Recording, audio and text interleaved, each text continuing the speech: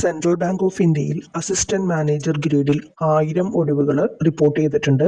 Credit officer in mainstream തസ്തികയിലാണ് നിയമനം നടക്കുന്നത്. ഫെബ്രുവരി 20 വരെയാണ് ഓൺലൈനായിട്ട് അപേക്ഷിക്കാൻ സാധിക്കുക.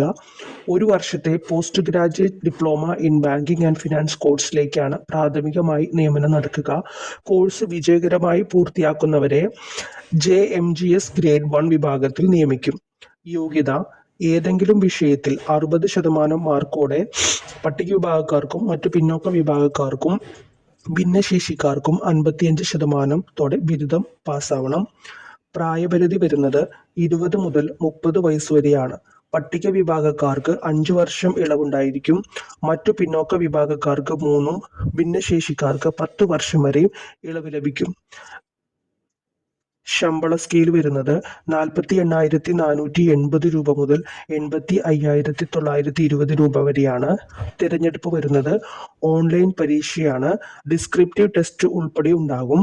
അത് കഴിഞ്ഞ് ഒരു ഇന്റർവ്യൂ ഉണ്ടാകും. എന്നിവയുടെ അടിസ്ഥാനത്തിലാണ് തിരഞ്ഞെടുപ്പ് നടക്കുന്നത്. അപേക്ഷാ ഫീസായിട്ട് വരുന്നത് 750 രൂപയാണ്. പട്ടിക വിഭാഗം വനിത ഭിന്നശേഷിക്കാർക്ക് 150 രൂപ. ഫീസ് ഓൺലൈനായിട്ടാണ് അടയ്ക്കേണ്ടത്. അപ്പോൾ ആർക്കെങ്കിലും ഇൻട്രസ്റ്റ് ആയിട്ടുള്ളവരുണ്ടെങ്കിൽ ഉടനെ തന്നെ അപ്ലൈ ചെയ്യുക.